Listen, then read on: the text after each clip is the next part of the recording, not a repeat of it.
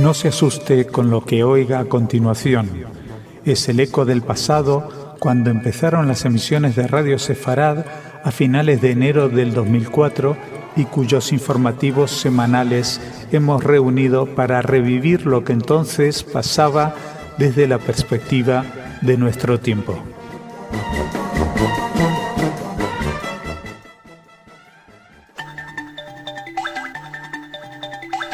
En Radio Sefarad, noticias. Después de mucho esperar, ya está aquí el informe Vinograd. Señoras, señores, bienvenidos a nuestro espacio informativo. Hoy les hablamos de qué decretó la comisión que investigaba esa guerra contra Hezbollah del verano del 2006. Hablaremos también de lo que está sucediendo en la frontera con Egipto y de una propuesta de Shimon Peres para combatir el antisemitismo, así como recordaremos a los justos entre las naciones, pero en este caso los justos suizos, y terminaremos con una buena noticia a los que les guste dormir y necesiten una excusa para poder hacerlo sin que nadie los mire mal. En la sección cultural, Ana nos traerá más noticias y más información acerca de la agenda y qué es lo que podemos ver en todo el mundo en estos momentos. Por ahora empezamos con algo que llevamos largo tiempo esperando. La agencia EFE destacaba ayer que la comisión que investigó la guerra contra Hezbollah de julio a agosto de 2006 no responsabilizó ayer directamente al primer ministro israelí Ehud Olmert del pobre resultado militar que tuvo el conflicto para este país. En el informe, leído en rueda de prensa por el presidente de la comisión, Eliyahu Vinograd, se denuncian los errores registrados en los ámbitos político y militar durante la guerra, pero se evita citar explícitamente al jefe del gobierno.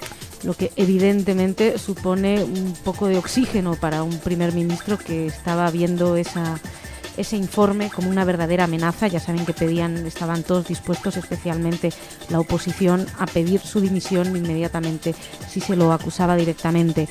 Imaginamos que, tal y como es la vida política en Israel, oiremos muchísimos análisis. Yo destaco uno que ayer a primera hora, cuando salió recién conocido el informe Vinograd, publicaba el diario Aurora Digital. Decía que el informe de la comisión se asemeja a las obras de arte que dependen del observador y de su estado de ánimo. De acuerdo a cómo y desde dónde se mire, la obra puede transmitir alegría o tristeza, optimismo o pesimismo. Es lo que por general se dice que cada uno puede ver en ella lo que quiera. El tiempo dirá si todo ello es lo mejor o lo peor que se puede decir de la comisión, que de esta manera ha concluido su función. En fin, no se nombra directamente a Ehud Olmert, que lo verá como algo positivo. Sin embargo, no nos cabe la menor duda de que las peticiones de dimisión seguirán lloviendo.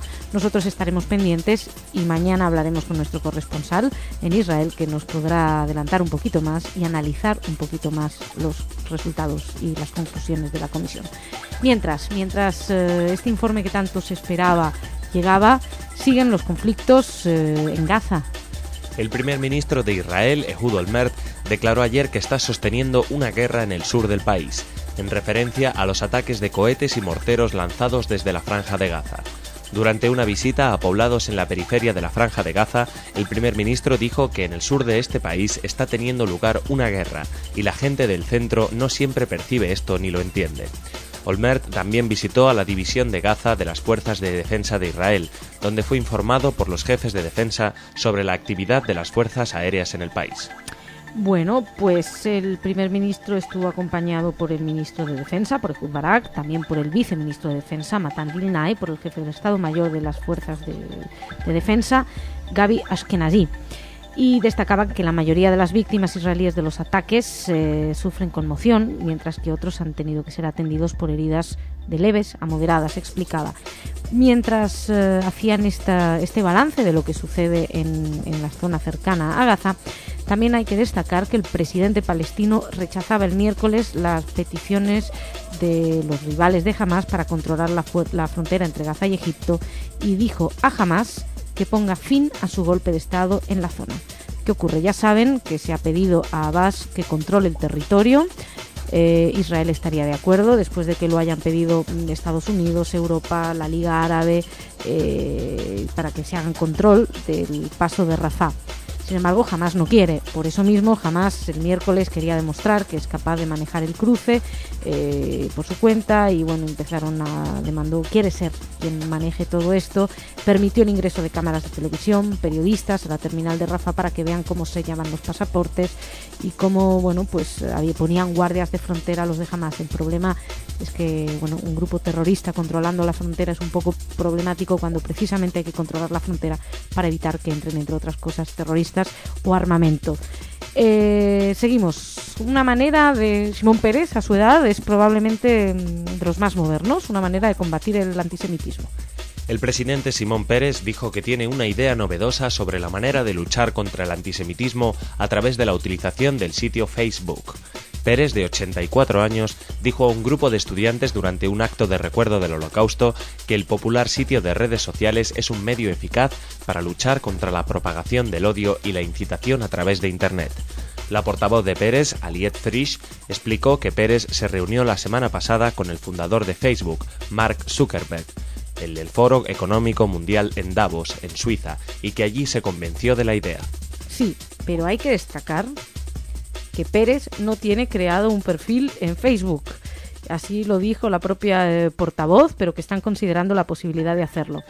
Al parecer, Peres, que estaban conmemorando, se había reunido con un montón de jóvenes para conmemorar la liberación de Auschwitz, ya saben que se cumplía el 27 de enero, pues hablaron del antisemitismo, explicó que es una enfermedad de todos, que perseguir minorías, la discriminación, la xenofobia, la violencia existe en muchos países del mundo. Y en un momento uno de los jóvenes le preguntó qué se puede hacer para luchar contra esa situación y Peres preguntó ¿quién aquí oyó hablar de Facebook? Y parece ser que casi todos los asistentes levantaron la mano y ahí él se convenció que un sitio en el que todo el mundo ha oído hablar y que todo el mundo visita pues es un lugar muy apropiado para empezar a combatir esas ideas mediante las redes sociales, decía él, como Facebook. Todo esto ocurría en Davos, en el Foro Económico Mundial. Bueno, pues nos quedamos en Suiza y les hablamos de los justos. En Ginebra tuvo lugar una ceremonia para rendir homenaje a los justos de Suiza, ese grupo de más de 60 personas que salvaron a millares de judíos de la máquina de muerte nazi. Reconocidos desde finales de los años 90 por Israel, los justos de Suiza supieron decir no a la crueldad. Presente en la ceremonia organizada por la Coordinación Intercomunitaria contra el Antisemitismo y la Difamación, Ruth Dreyfus destacó la fuerza del mensaje que se desprende de los justos y de su elección de vida. Y dijeron que es tarde, pero que está bien que se piense en ello. Así lo dijo uno de los supervivientes él no era, me acabo de liar, no era uno de los supervivientes. Así lo dijo August Boni, que es uno de los que salvaron a judíos durante la Segunda Guerra Mundial, y dijo, se lamentó que fuera tarde para los recordatorios, pero que está bien que se haga al fin y al cabo. Él explicaba que los justos que actuaron a riesgo de su vida, bueno, pues deben verse recompensados, que aunque, bueno, consideró tarde porque las personas salvadas por los justos tenían necesidad de expresar su reconocimiento en su momento, y los justos en su momento de que el valor fuera reconocido, pero destacó también que se ha tardado mucho en hablar de ellos. Él tiene 88 años y explicaba que cuando venía la policía la población les ayudaba a ocultar a los niños de confesión israelita, aunque en el artículo donde hemos podido leerlo hablan de confesión israelí. Decía que es extraordinario y él además pudo recoger después a 300 niños supervivientes de Buchenwald. Bueno, varias gente lo comentó, incluso esto demuestra la importancia del acto. Estaba presente en Ginebra el presidente de la Confederación, Pascal Couchepin, lo que, como les digo, da una dimensión nacional a esta ceremonia. Y vamos terminando esta primera parte del informativo con una noticia que a los que sean un poco lirones, a los que les guste dormir, pues les va a gustar más todavía. Tras realizar una investigación sobre el sueño, el Centro para la Investigación del Comportamiento y el Cerebro de la Universidad Israelí de Haifa concluyó que un descanso de 1 hora y media afianza la memoria. El estudio fue llevado a cabo junto al Laboratorio del Sueño en el Centro Médico Sheba y el Departamento de Psicología en la Universidad de Montreal, y publicado por la revista científica Nature Neuroscience. El proyecto, que fue dirigido por el profesor Avi Carney y la doctora María Corman, comprobó que una siesta mejora la capacidad del cerebro y afianza la memoria de largo plazo, es decir, aquella que permanece y no desaparece con el transcurso de los años. Con lo cual, en el trabajo habría que imponer un pequeño tiempo de siesta para los trabajadores, porque parece ser que uno luego se acuerda mejor de todo, imagino, del trabajo que tiene que hacer. Una gran noticia, especialmente en España, donde uno de los deportes nacionales precisamente es la siesta y lamentablemente no siempre se puede practicar. Bueno, lo que sí que han dicho es que todavía no se sabe cuál es el mecanismo exacto del proceso de la memoria que ocurre durante el sueño. El análisis se hizo en 2 equipos de jóvenes, donde se evaluó la habilidad de los participantes para realizar una actividad determinada. Consistía en juntar el pulgar y un dedo en un segmento repetido. Uno de los grupos durmió la siesta en 90 minutos, mientras que el otro se había quedado despierto, y al parecer luego se demostró que los participantes que descansaron habían demostrado un significativo avance en la interpretación del tema. Yo, la verdad, les leo como me viene la noticia, es complicado, pero bueno, si la conclusión es que hay que dormir la siesta, es la mejor conclusión que se puede sacar. Dejamos aquí esta primera parte del informativo y vamos a hablar de cultura con Ana.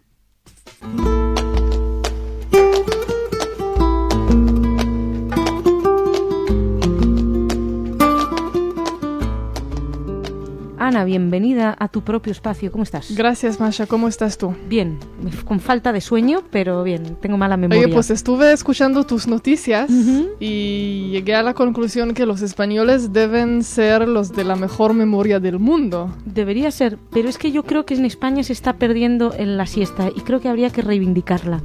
Pues vamos a con esto de ser luchar europeos, por ello. Sí, hay que. Desde Radio Sefarad vamos a empezar ahora una campaña. Respetemos la siesta. Para la siesta. Para la siesta. Bueno, cuéntame, al margen de siestas, ¿qué me traes? Te cuento qué más pasa. Ayer en San Sebastián se inauguró un ciclo denominado Letras por la Paz. Eso lo organizó la Fundación Idi Esquerra. Ayer se abrió con el escritor Eduardo Mendicuti. Y bueno, la idea, como bien... ¿Cómo sí? Como bien dice el nombre Letras por la Paz, podemos entender que van a traer diferentes escritores para reivindicar la palabra como el mejor medio de confrontación, y por lo cual no te sorprenderás que su próximo invitado en unos meses va a ser Amos Oz. Y después van a seguir con José Saramago, y también planean invitar a Abraham Bet Yoshua y a Mahmoud Darwish, y así toda una serie de lo de Saramago escritores. Que va a ir a decir que Gaza es Auschwitz o algo así. Bueno, en fin, a mí es que estas cosas sobre Letras por la Paz, en general la palabra paz la veo ahí en tantas cosas, pero bueno, la voluntad supongo que es... Pues es positiva. Es positiva, sí, veramos. La intención es buena, eso. Dejemos el escepticismo aparte. Más cositas. Sí, sigo con otra noticia que nos llega desde Israel. Bueno, las 2 siguientes son de Israel. Hay una serie de eventos sobre el ladino. Se está diciendo que el ladino está renaciendo de sus cenizas, así aparece en la prensa.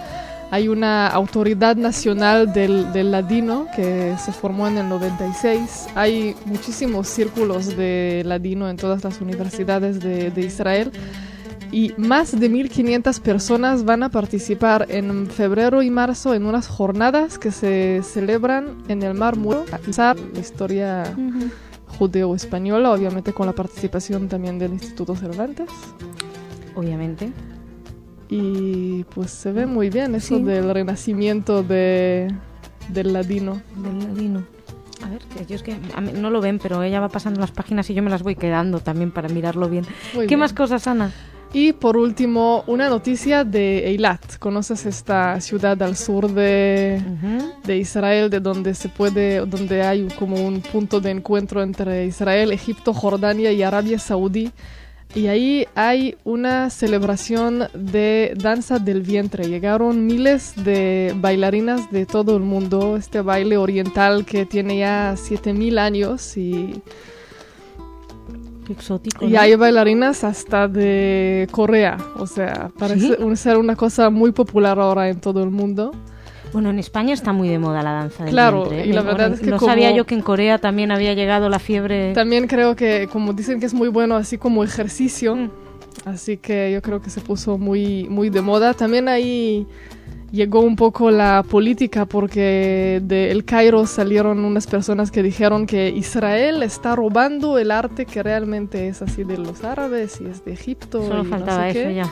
Entonces, bueno, la respuesta obviamente es que en Israel viven también judíos y árabes y cristianos y que no es un robo, sino que ahí están todas estas personas. Entonces, Oye, hacen lo que saben hacer. Y cuando en España bailan la danza del vientre, ¿están robando también el arte milenario?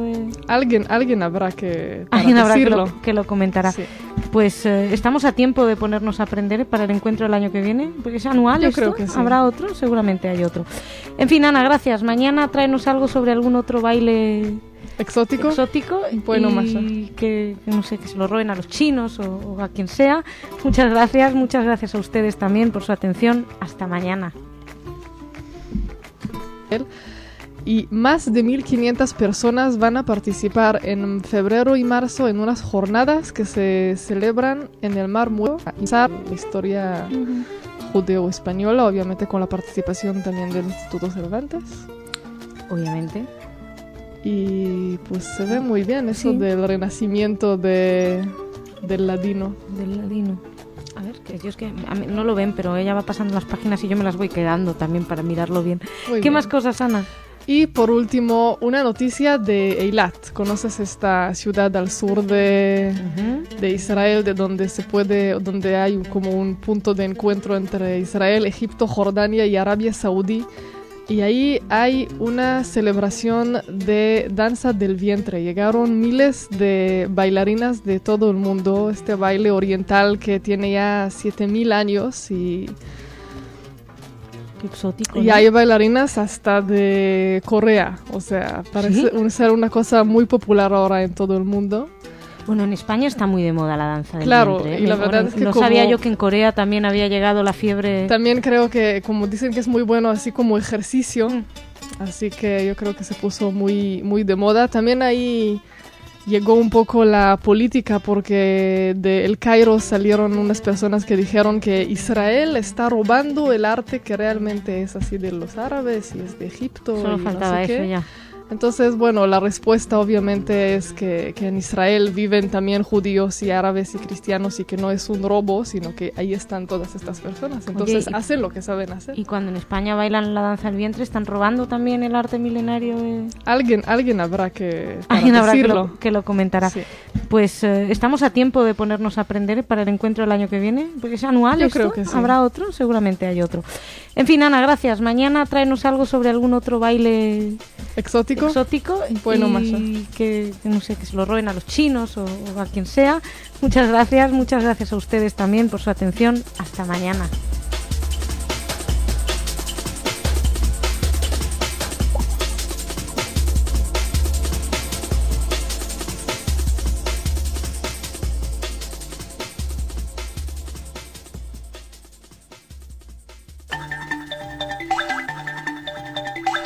En Radio Sefarad, noticias.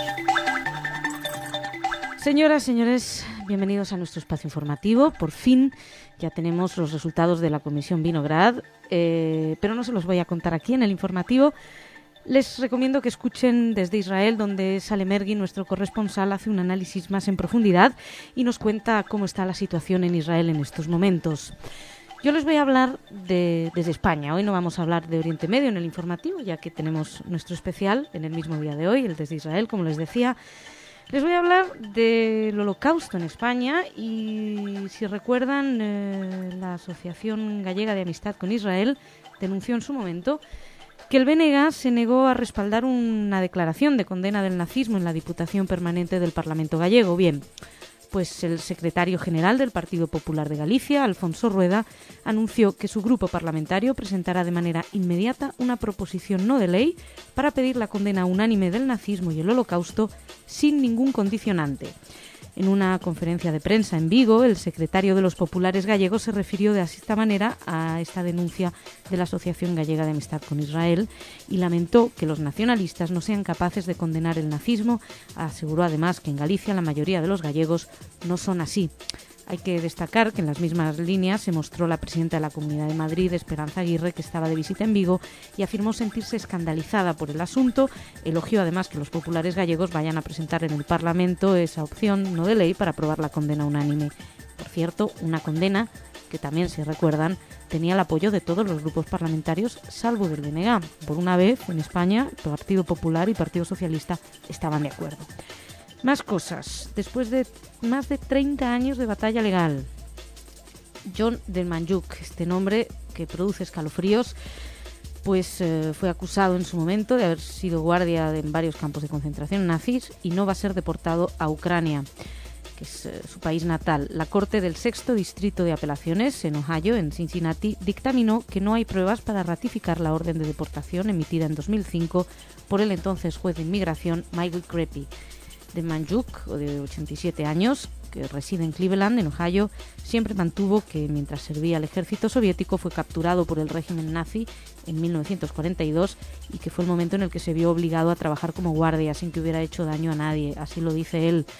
En 2005 el magistrado Creppy ordenó la exportación de este presunto nazi y es una exportación que fue recurrida por la defensa del acusado, que argumentó que si se extraditaba a Ucrania podía ser torturado o procesado.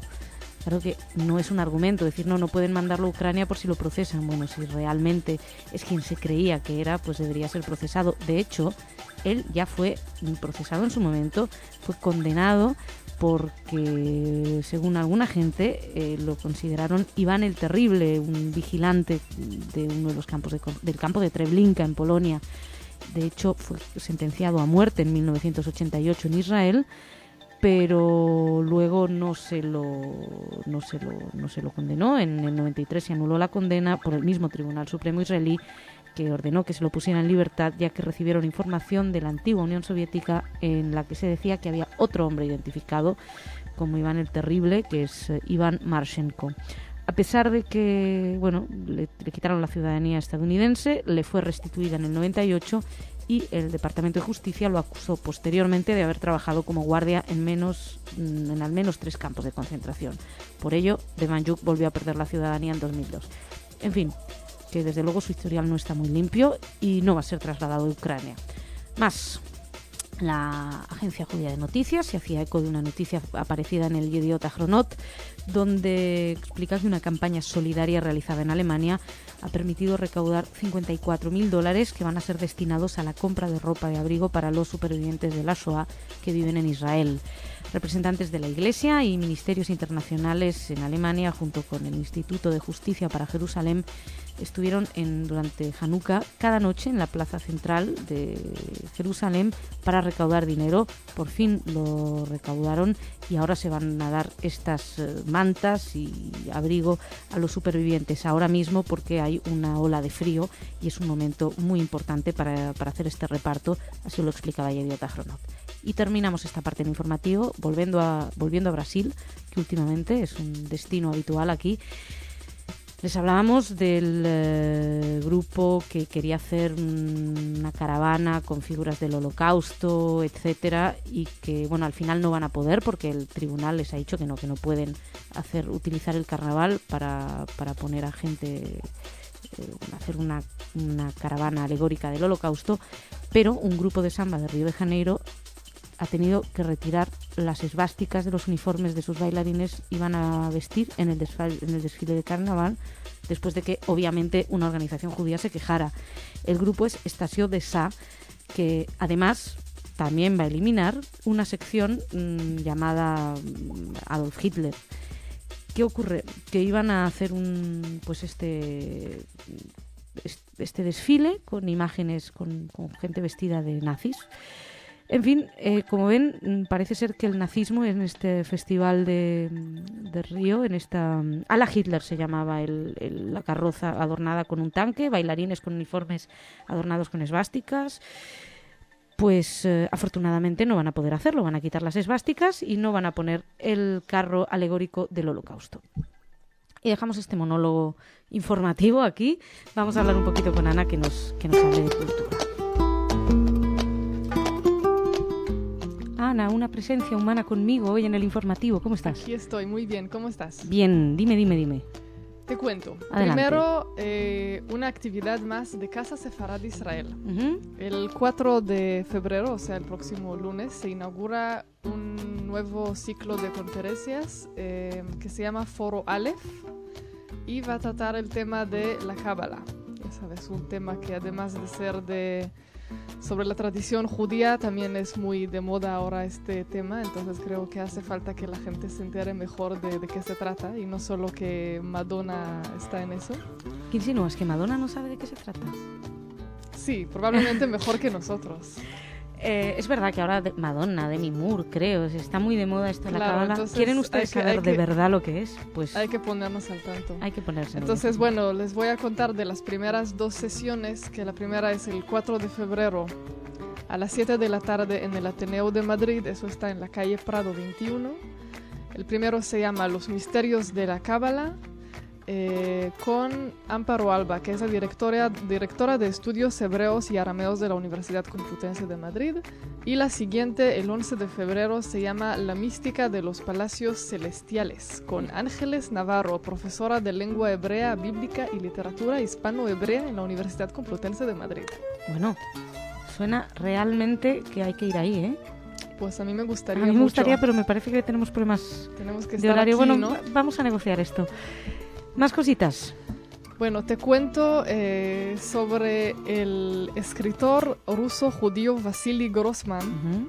que bueno, murió en el 64, pero escribió una obra así, su más famosa se llama Vida y Destino, que se publicó hace poco en español, una nueva traducción. Y bueno, esta obra que ha sido prohibida por el régimen de Khrushchev y tuvo muchos problemas hasta salir en los distintos países, pero probablemente nunca se imaginaron el bestseller que se va a convertir, porque en España ya vendió más de 125.000 ejemplares. Impresionante. Además es de 1.200 páginas este Sí, libro, no, o sea, para que alguien lo lea. Eso es lo más impresionante. Y me han dicho, yo no lo he leído, pero según tengo entendido, realmente es un libro Yo muy creo que destacable. vale la pena. ¿Tenemos más? Y una última noticia curiosa de Israel, A ver. que hay unos miembros del Parlamento que están trabajando a impulsar una nueva ley para unificar el calendario judío y el gregoriano. Como seguro sabes, en el calendario judío los días, las fechas empiezan al atardecer y Ujú. no a medianoche. Entonces luego hay problemas con las fechas de nacimientos porque les ponen un día antes, algunos un día después y ya se confunden toda la vida de cuándo es su cumpleaños. Sí, ¿te consta? Seguro has oído de alguien que le pasa eso. Sí. Pues ahora están tratando de arreglarlo y hacer una especie de unificación para ya determinar y tener esta cosa Oye, esto resuelta. Es muy práctico para saber bien el horóscopo de uno y estas cosas. Esto me recuerda a lo que Exacto. decía nuestro corresponsal en Los Ángeles, Gabriel Lerner. Decía, lo que habría que hacer es un horario único para todos, porque como Para- tenemos diferencias horarias con Los Ángeles, pues lo mismo, el mismo día para Pues todos no es también. mala idea. Unifiquemos días, años, etcétera. Ana, muchas gracias. Gracias, Masha. Shabbat Shalom. Shabbat Shalom. Buen fin de semana. Te esperamos aquí fresquita y con ganas de trabajar a partir del Seguro. lunes. Hasta luego. Señoras, señores, muchísimas gracias. Shabbat Shalom, buen fin de semana y hasta la semana que viene.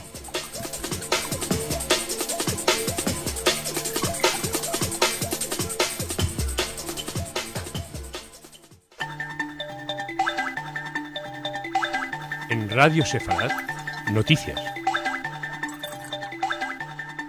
Bienvenidos a nuestro espacio informativo. Evidentemente hablaremos del atentado en Israel ocurrido ayer. Vamos a hablar también de política interna israelí, de la situación en la que están después del informe Vinograd. Hablaremos del BNG. Seguimos dándole vueltas al bloque nacionalista galego. Hablaremos además de la ciudad de Jerusalén, porque va a albergar por primera vez un cementerio civil. Y hablaremos de la Fundación Ana Frank, del musical que tiene a Ana Frank como protagonista y que está causando polémica. Después Ana nos hablará de cultura, pero es obligatorio empezar hablando del atentado. Fuentes policiales y de los servicios de socorro israelíes indicaron que al menos 3 personas murieron y 10 resultaron heridas este lunes por un atentado suicida cometido en un centro comercial de Dimona, al sur de Israel. Entre los muertos en el atentado, que se produjo a las 10:30 locales, figuraban los 2 kamikazes responsables. El grupo terrorista palestino, Brigadas de los Mártires de Al-Aqsa, brazo armado de Al-Fatah, se atribuyó el atentado de manera conjunta con el Frente Popular para la Liberación de Palestina. Uno de los terroristas perdió la vida, murió cuando detonaba el cinturón de explosivos que llevaba encima, y un oficial de policía de una unidad de élite que se encontraba en el lugar mató al otro. Así lo explicaron. El cinturón de explosivos del segundo no estalló, afortunadamente. La verdad es que podían haber causado una verdadera masacre. Ya una muerte es mucho, 10 heridos es muchísimo también, pero bueno, teniendo en cuenta lo que podían haber llegado a realizar, pues casi hay que estar contentos, aunque resulta muy difícil en estas circunstancias. Es el primer atentado suicida cometido en Israel desde el 29 de enero del 2007, un poquito más de un año sin ningún atentado, pero han vuelto. Y en aquella época un terrorista también en el sur de Israel mató a 3 personas. De todos modos, ya veníamos comentando aquí que las autoridades israelíes estaban en alerta máxima después de que rompieran la frontera los de Hamas entre Egipto y Gaza, y ya había dicho el gobierno israelí que temían que en esa época estuvieran pasando terroristas o armas y explosivos, y evidentemente después de tanto miedo, pues era evidente que sí, que se habían colado. Por otra parte, bueno, España ha condenado el atentado y lo calificó de brutal e injustificable. En un comunicado, el Ejecutivo español dice que el terrorismo no logrará imponerse a los anhelos de paz en la región. Ojalá sea así. Mientras tanto, también se intensificaba el tiroteo entre fuerzas egipcias y palestinas en la frontera de Gaza. Había al menos un palestino muerto entre fuerzas, la policía egipcia y unos palestinos enmascarados en el paso de Rafah. Además de otro atentado, tenemos que hablar en esta ocasión del que sucedió el viernes en Mauritania, en el que hubo unos 6 heridos. Sí, atentaron unos desconocidos. Bueno, no, la organización Al-Qaeda para el Magreb Islámico se responsabilizó del ataque perpetrado el viernes contra la embajada de Israel en Nouakchott, en Mauritania. En un comunicado hecho público el sábado por la cadena de televisión Al Jazeera, el grupo aseguraba haber cometido el atentado en represalia por la ofensiva israelí en la Franja de Gaza, y ya de paso aprovechaba y llamaba a sus partidarios a atacar a judíos y cristianos y a golpear sus intereses en el norte de África. En fin, una vez más hemos tenido que dar la noticia de un atentado tremendo. Seguimos y hablamos de la situación en Israel interna. Según aseguró ayer la radio israelí, el primer ministro Ehud Olmert estaría dispuesto a flexibilizar las condiciones para la excarcelación de terroristas palestinos con el objetivo de facilitar un acuerdo para la puesta en libertad del soldado Gilad Shalit, secuestrado en junio de 2006. Por su parte, el diario Haaretz informó de que Hamas entregó a Israel una carta del joven secuestrado. Según la radio israelí, Olmert y sus ministros decidieron el domingo incluir en la lista de terroristas palestinos que pueden ser puestos en libertad a aquellos que participaron en la realización o planificación de atentados que no causaron la muerte de israelíes. Bueno, es una decisión que no sigue las recomendaciones del Shin Bet, del servicio secreto, así lo informaba la radio. De acuerdo con la prensa israelí, Hamas entregó a Israel una lista con los nombres de 350 presos palestinos cuya excarcelación exige para devolverles a en libertad a Gilad Shalit. Esto es un tema también que se le lleva dando muchísimas vueltas. De hace tiempo que llevamos oyendo hablar de esta lista de 350 presos palestinos. Lo cierto es que también se ha podido confirmar, en principio, que Ehud Olmert del gobierno israelí habría recibido una carta escrita por Gilad Shalit como prueba de que el soldado sigue vivo. También se dijo que está siendo muy bien tratado, etcétera, pero bueno, en su casa debería estar. Y más cosas. Después de Vinograd, ¿qué sucede? Pues que el ministro de Defensa y líder del Partido Laborista, Ehud Barak, anunció que va a seguir en el gobierno del primer ministro Ehud Olmert, pese a haber prometido que se marcharía si él no dimitía antes de la publicación del informe.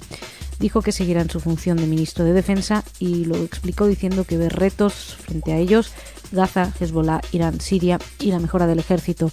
Así lo dijo, y en una decisión que, según todos los analistas, da estabilidad al gobierno de Olmert después de que esta comisión dijera que había sido delicada la actuación o discutible la actuación del Ejecutivo en su momento. Sin embargo, también es verdad que se esperaban un verdadero varapalo contra el primer ministro, varapalo que no llegó, y la Comisión fue más amable de lo que se esperaba. Bueno, dejamos Oriente Medio, seguiremos pendientes de ello desde luego, y les hablamos a continuación del culebrón del BNG. El concejal del BNG en el Ayuntamiento de Neda, Abel García López, presentó su dimisión por la posición de su organización política ante la declaración institucional sobre el Holocausto. García López, que también abandona la militancia en el bloque, publicó un comunicado en el que señala que su decisión se toma después de ver cómo el grupo parlamentario del BNG en el Parlamento gallego, con el señor Airmenich al frente, hacía todo lo posible para que no hubiera declaración institucional del 27 de enero, Día Internacional de la Memoria de las Víctimas del Holocausto. El concejal recuerda que el bloque había presentado ante la mesa un texto no negociable a sabiendas de que no iba a ser aprobado por PSOE y PP o por alguno de los dos grupos, con lo cual, si no había consenso, no había declaración institucional, ya que la presidenta del Parlamento exigía que hubiera unanimidad entre los tres grupos, algo lógico en este tipo de declaraciones. Y bueno, también hemos podido saber un poquito más del texto que el bloque quería presentar. Al parecer explicaba, comenzaba con un tímido y oscuro recuerdo al Holocausto, no usaba la palabra holocausto, tampoco nombraba judío o pueblo judío y sustituía holocausto por barbarie y judío por etnia. En opinión de este concejal recientemente dimitido, lo anterior no era lo peor, ya que el BNG añadía una segunda parte que era un ataque en toda regla al Estado de Israel y denunciaba, entre comillas, leo lo que decía la propuesta del bloque nacionalista gallego, denunciaba sin paliativos el bloqueo que sufre la Franja de Gaza o el muro de separación que está construyendo el Estado de Israel como parte de la ocupación militar de la tierra de Palestina, que suponen una conculcación de la legalidad internacional y de los derechos de las personas y de los pueblos.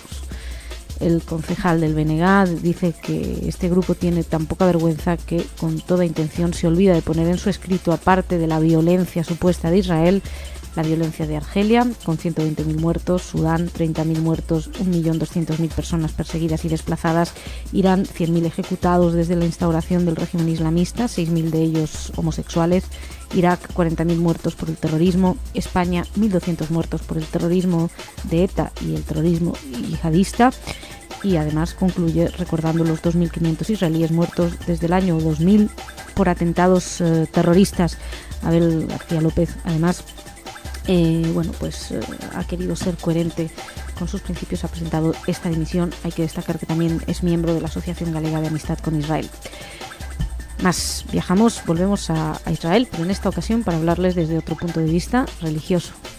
La ciudad de Jerusalén albergará por primera vez un cementerio que incluirá enterramientos seculares, una práctica contemplada por la ley, aunque poco común por el dominio de la ortodoxia judía en la sociedad.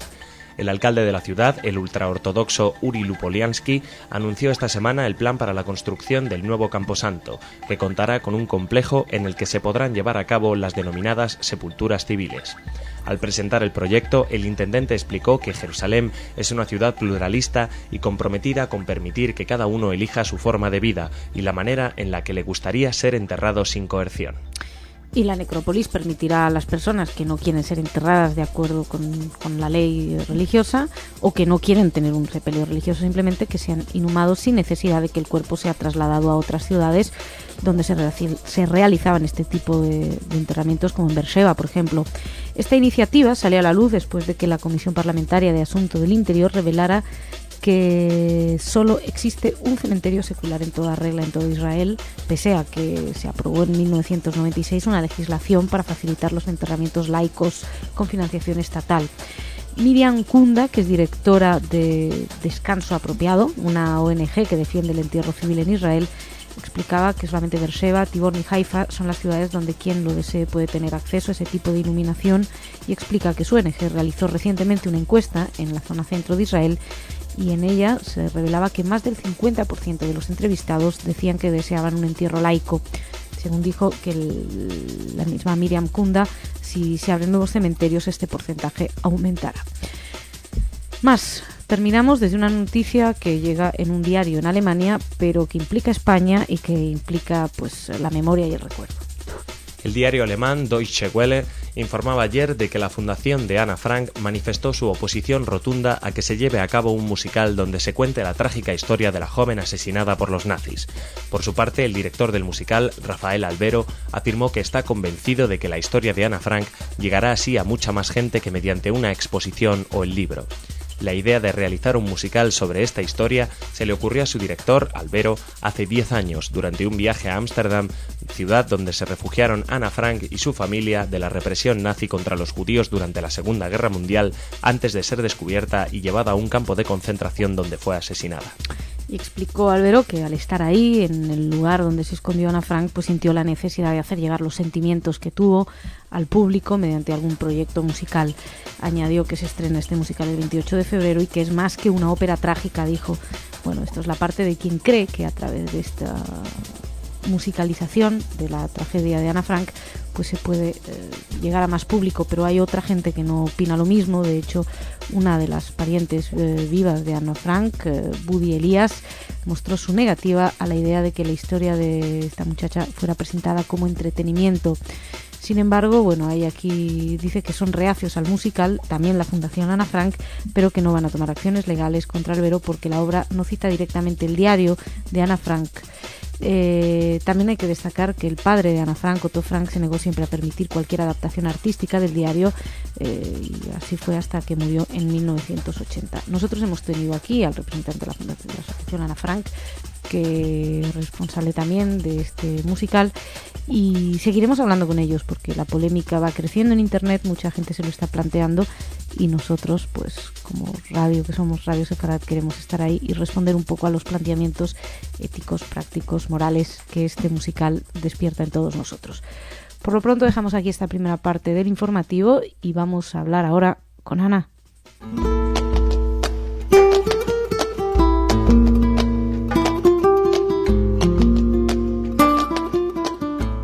Ana, ¿cómo estás? Bien, Masha, ¿qué tal? Muy bien, ¿qué tal estos días? Muy bien. Bueno, cuéntame qué me traes. Te cuento. Primero, una noticia desde Alemania. Seguro te diste cuenta que últimamente hay muchos libros que salen sobre temas de holocausto y antisemitismo en versión cómic, ¿no? Como que se convirtió en... Sí, lo descubrieron. Maus, sí. A partir de Maus ahora pues parece que hay una ola de cómics. Y el Centro Ana Frank de Berlín diseñó una novela gráfica donde a los niños alemanes les van a contar sobre los crímenes de Hitler y toda la historia del nazismo. Sí. Es curioso esto, porque realmente yo creo que se impone un debate sobre las formas de arte. ¿Has oído lo que estábamos diciendo del musical de Ana Frank? Exacto. Ahora esto que dices, que también es de la Fundación Ana Frank, aunque en Berlín, sí. En esta ocasión es...